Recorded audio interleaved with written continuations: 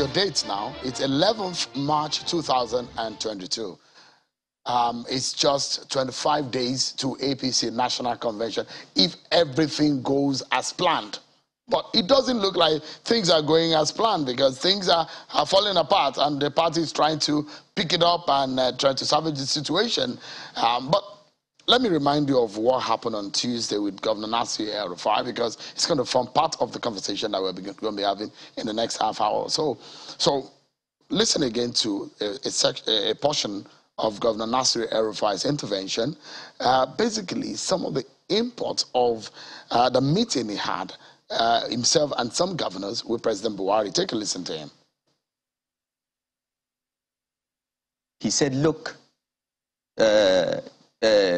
Governor Abu Sani Bello must take over on Monday. That was what the president said. Yes, he said he must take over and we should use whatever legal means necessary to make sure that this convention is delivered. That was the president's order? It was the president's order to us as governors. He said, I'm relying on you to do what is necessary, legally necessary, vacate this order.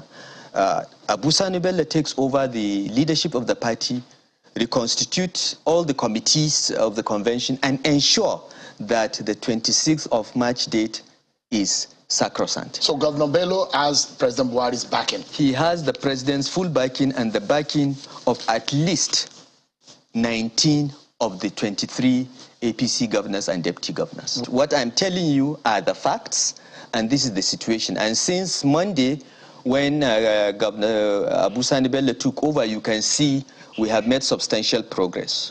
Convention subcommittees have been formed. They have been sworn in today.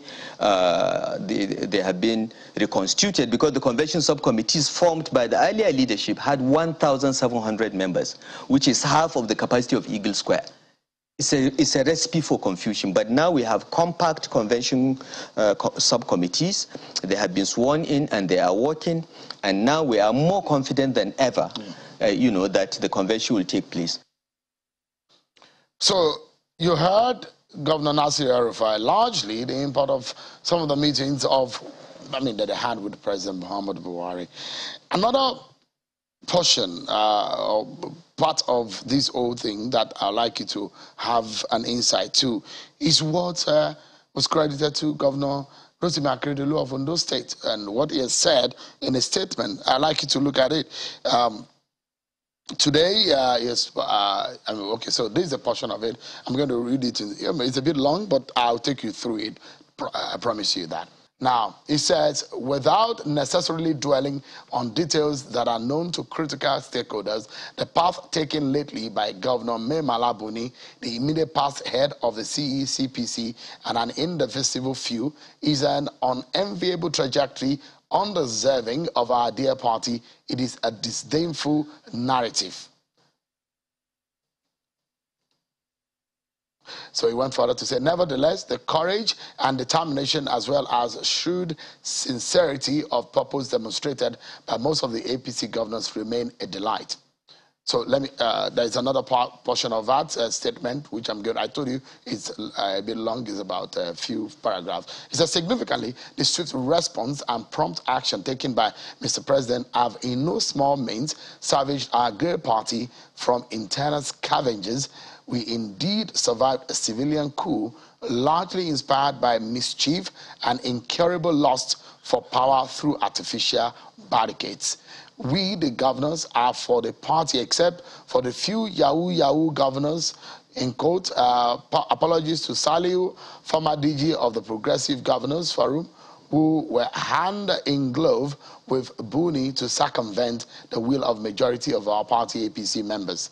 Let's go ahead. More about what Governor Akeredolu released in a statement. He said, progressive governors, in the true name, mostly all of us are determined to see our party through these patchy parts at all costs. None of the scanty number has the guts to carry out their imaginary threats as reported in sponsored stories. We dare them to leave the party. He went further to say, their short-lived antics in arm-twisting Governor Buni and probably some pocket-filling elements within the corridors of power to supplant the president's will through fake letters, endorsements, as well as black market injunction procured in bracket. We stop there. Let me bring in my next guest. Chief Fani Kayode joins us, former Minister of Aviation and a chieftain of the APC. Thank you for coming tonight. Thank you. Good evening. It's important. When I called you earlier today, you were worried that, it wasn't long that I invited you. Indeed. But I said, look, you were part of this conversation a few days ago. Indeed. And it's interesting that you need to also, we need to go through. You heard, you were of the opinion that Governor Buni did very well. And I wanted to put it to you tonight that see what a governor colleague of his said, that Governor Buni and some other governors were on the trajectory of destroying the APC. Well, first of all, let me say this. Needless to say, I have nothing but contempt. I'm sorry to use that word on this program for anybody that would use such words about their colleagues, publicly. Any governor that will speak like that about their colleague governors, on national TV or in the press, I have never ever seen anything like it before. Governors and leaders, ministers, and even presidents and vice presidents disagree, but very rarely do they come out and use such language against one another. And I'm so disappointed in my dear Egbon, who I have immense respect for, that's Governor Akeredolu, for using those words. These are harsh, unacceptable words, and these are words that are to be rejected by any sensible, responsible person. You cannot speak like that about fellow leaders in the same party, and I'm disappointed in him. Now, I will also... just a moment. Does that legally disallow him from expressing his views? No. He can express his views. The question is, we are also entitled to express our disappointment in the way he expresses those views. If you have a problem with Buni, fine. But you don't start talking about Yahoo governors and people that are pickpockets and people that are stealing money and things. He is a governor that we all respect. And the people he's talking about, we respect them as well. And if you continue like this and the other side also respond, what will be left of the party? I don't think anybody wants. I didn't come and join a party that would have been divided by the time we finish and go to election. Then everybody will now laugh at us and say, look at the people you joined, they're fighting each other and everything is scattered in the party. We don't want that. And I sincerely hope that this narrative stops from today. It's important that we stop this brick batting and throwing bricks at each other publicly, even where there are differences. Now that's number one. Number two, a man like Governor of Zamfara State, Matawali, issued a statement just, I think it was today, where he said that, some of these words are unprintable, that a governor will say about another governor, referring to Akeredolu and possibly a Rufai or whatever, but he was referring to what some of these governors have been saying about others.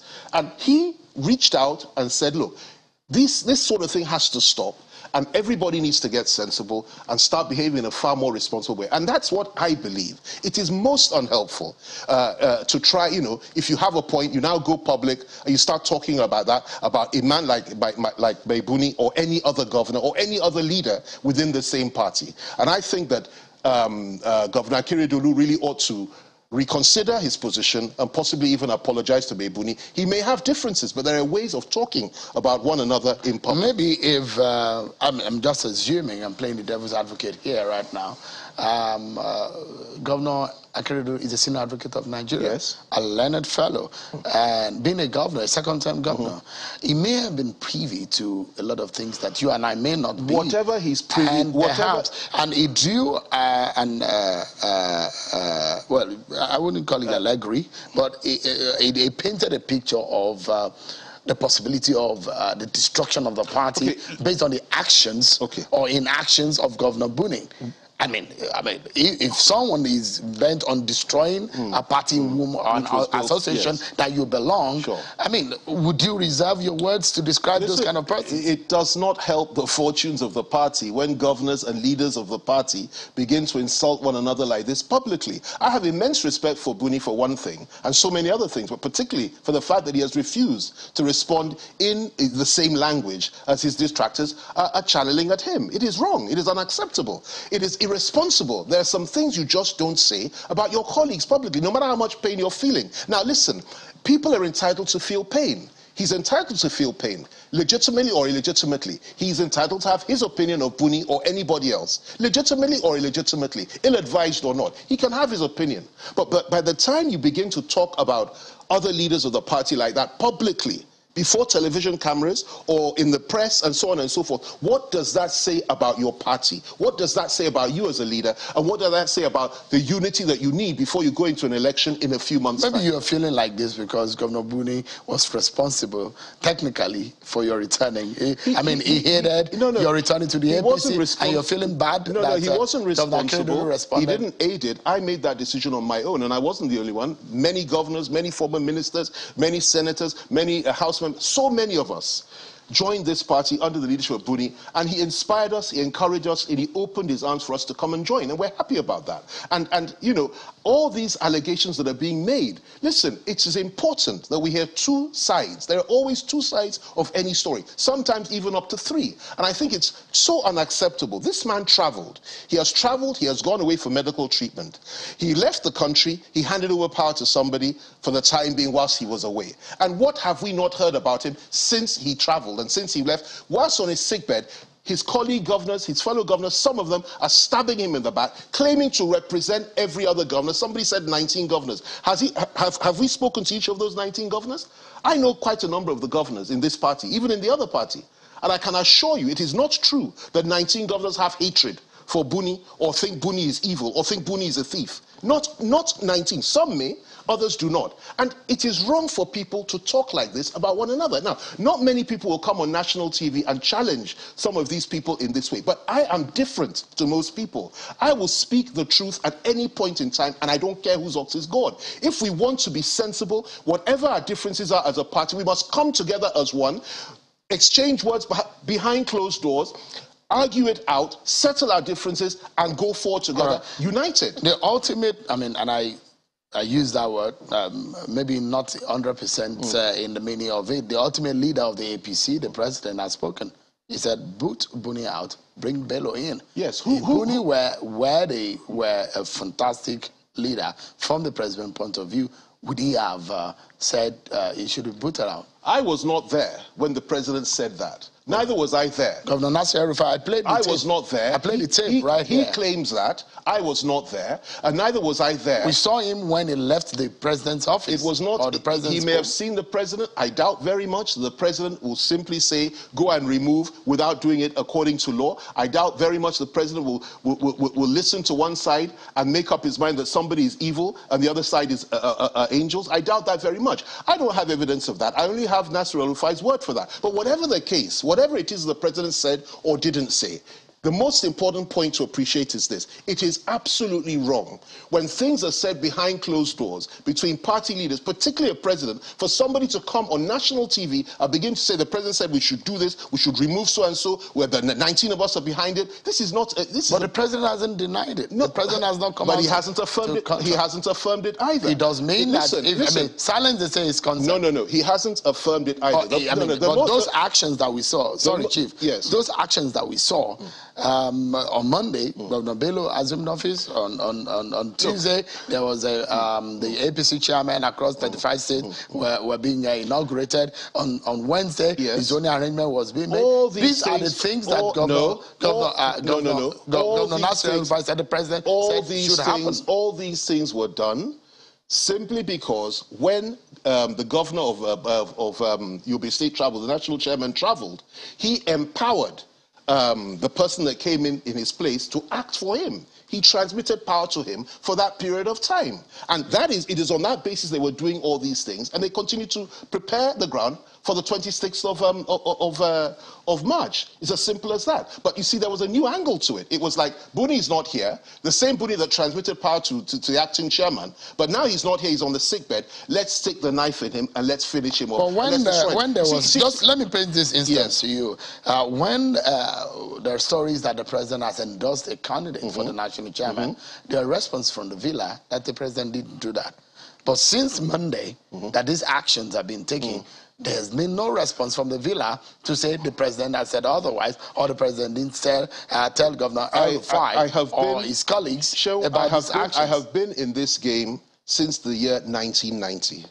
I have never seen a situation where whether minister or governor or whatever, or even party chairman, will come on national TV and say, Mr. President has endorsed somebody and everybody else should sit down. Mr. President said we should remove so-and-so. Mr. President said we should do this. The president of this country, President Buhari, is a democratic, decent person who will not simply behave in this way. And I'm saying that even if he told them this, it is not right for El Rufai or anybody else to come on national TV and disclose it and paint him as if he's some kind of dictator that does not seem to understand that we're living within a system where laws have to be regarded. If you want to remove Buni, fine. But you remove Buni according to the law. You can't remove Buni outside of the law. Now, I have nothing against what is going on now, the preparation for the convention and so on and so forth. I have nothing against the present acting chairman because he got his power from Buni and he's doing what he can to run the party. What I object to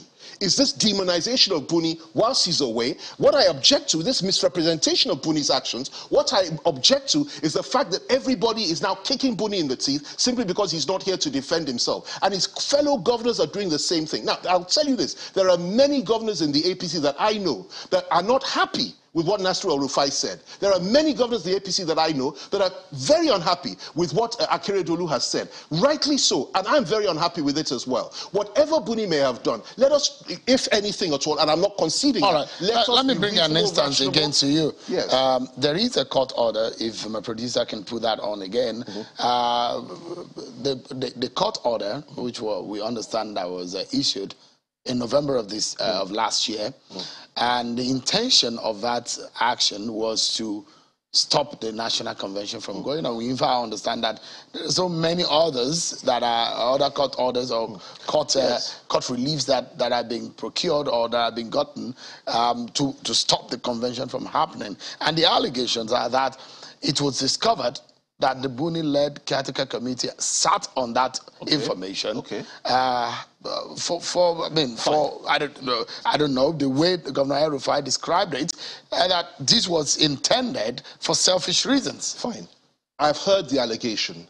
I have not seen the proof. It is easy to make allegations. But the proof is that the court order is there. There may be a court order. There are over 200 court orders against Buni himself as the chairman of the party. There are so many orders, there are so many things, so much litigation against him. I don't have evidence, I don't see any evidence to suggest that he was the one, like El-Rufai was suggesting, that went to court, procured it against the convention and did everything himself and then hid it and so on and so forth. These are very, very weighty allegations. And I would urge you all, members of the public, to wait to hear the other side of the story rather than to buy this hook, line and sinker. I know Buni, he's not the kind of person that would do that. But whatever the case, whatever the situation might be, everything must be done according to the law. And you see, I am coming from this whole, to this whole thing from a point of view of trying to ensure that the fortunes of this party are pretty good come next year during the presidential election. And I'll tell you what may end up happening if we're not careful. If you have a national executive committee meeting, which they're going to have, which INEC has said categorically they're not part of because they don't know the person that called the meeting, they don't recognize What do you think of that letter? It's a very serious... Of the response of INEC? It's a very serious issue. And what I'm saying is that I'm not saying that, people shouldn't meet. I'm not saying NEC shouldn't hold. But I'm saying that in view of what INEC has said, you must understand that if they go to that national executive meeting, and if, for example, they say Buni has been removed by the national executive chairman, the national executive committee of the party, and that they should now go to convention after that, which everybody wants anyway. But if you try and remove Buni there, what is going to happen is that, yes, you will have your convention, but there will be litigation. And if there's litigation, through a few months after that, APC may end up not having any presidential candidate or having anybody to run or to be presented as flag bearer in the coming elections, because there will be litigation. Why not chart the more sensible course? Buni transmitted power to somebody. When Buni comes back, between Monday and Thursday, if he comes before that committee meeting, why not let him come back and continue the work and simply go on and do the convention, or even attend the committee, National Executive Committee meeting himself as leader of the party? Because we're entering very dangerous waters, legally speaking. Now, everybody will come here and read the party constitution, read various sections of the Electoral Act and so on and so forth. But the truth of the matter is that the only relevant person you need to hear his opinion is the judge in the court. And people will go to court. And I don't want a situation whereby after the convention holds, and I pray it will hold, after it holds, and there's question marks as to the legitimacy and authority of the people that presided over the convention. It raises question marks about those that were elected in the convention. It'll raise question marks about those that are elected in later conventions and primaries. It'll raise a question mark about the presidential candidate of the party, which will then mean millions of people, millions, will be totally and completely disenfranchised because their candidate, as the APC candidate, may have a question mark, and you may end up not having a candidate for APC at the top. So we need to be careful, we need to be cautious. And I think that, Buni ought to be given the opportunity to present his own side of the case. If he comes back, and I sincerely hope he will come back soon, they can sit down with the acting chairman, iron these things out, possibly continue the work that he started, ensure the convention holds, and we make sure that we have a convention that nobody can question the legitimacy of what. And that is why the Senate caucus of the APC took the position they took, and I commend them for that. That we must be cool-headed and level-headed, not get on TV and insulting one another and so on and so forth. Chief Fani Kayode, thank you so much for coming on. And interesting, when we were discussing on what to do on the program, and we were discussing this issue, I said we need to bring you back to speak, because you spoke strongly about this was your position the last time, and we hopefully when Mr. Buni comes back into the country, he might be able to defend himself, like you said. Thank you, Chief Fani Kayode, former Minister of Aviation and Chieftain of the APC. Thank you for coming. Thank you very much indeed. That's the end of the program, actually. Thank you so much, everyone, for watching. It's Friday. Until I see you again, 8 p.m. on Sunday. I'm Sean Kimale. Bye for now.